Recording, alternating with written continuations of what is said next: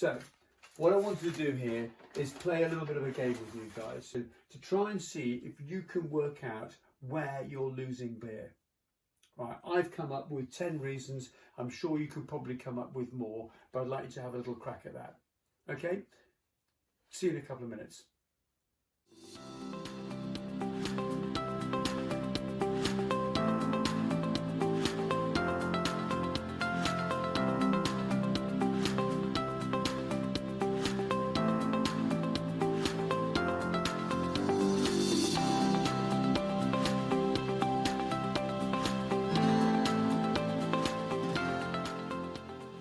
Okay guys, left you like this with something to think about.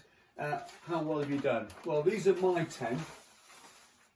So we're talking about cellar temperature. Is your cellar at 12 degrees? If not, why not? Beer temperature. Right? Is the beer temperature at the right temperature? So what we're talking now, not only at dispense point, as in coming out of the tap, but also is the beer going into the system in your cellar at 12 degrees? When everyone says that a cellar is at 12 degrees, but actually is your beer at 12 degrees? This dispense system itself. Now I'm going to spend a bit of time on this because it's very, very important. But actually, do you dispense beer within the correct specification? Some of you might not even be aware that the breweries, every product on your bar has a dispense specification. Does it actually, the beer or the cider on your bar, does it match the brewery or the manufacturer's criteria? So we'll look at both the fobbing side of it and the equipment side of it. Lines. So are your lines cleaned? Are they cleaned properly? When are they cleaned? Because if they're not cleaned, that will automatically produce fobbing. So I'm going to question that. Again, please don't think that I'm saying you're doing it wrong. I just want to make sure that if you're not, that we do it for the right reasons. Line cleaning. A lot of people will talk about line cleaning and the wastage they have in line cleaner. Now, I appreciate a lot of you will have the Heineken's smart dispense system where actually you can no longer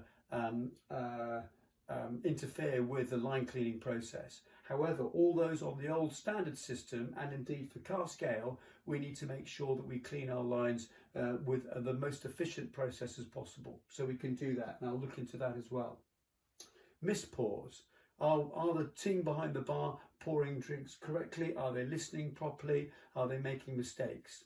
One of the areas I find fascinating in a pub is actually, we all know that a 750ml bottle, whether it be spirits or whether it wine, there are a certain number of tots. So just a question, a 25ml tot.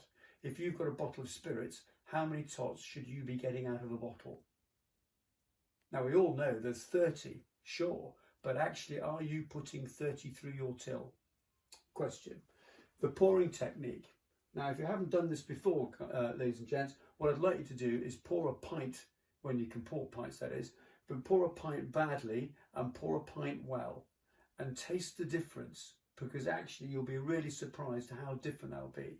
But if you're pouring it badly, what's going into a drip tray? More fob. How often are you emptying out your drip trays? Another question, just a challenge.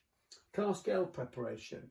If you don't prepare your cask ale properly, then what's going to happen is the fact that you'll end up with fobbing, because it'll be under-conditioned and therefore you'll be very lively beer, and trying to pour beer like that into a glass will cause automatic fobbing. So another issue.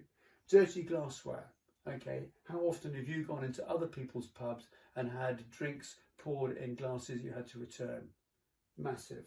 Okay, are they warm? Are they dirty? Because again, that will cause issues. The service standard. That's you, your team behind the bar. How quickly are you operating? Are you operating properly? Are you having with a smiles? Are you getting your customers to come back and have a second drink, etc.?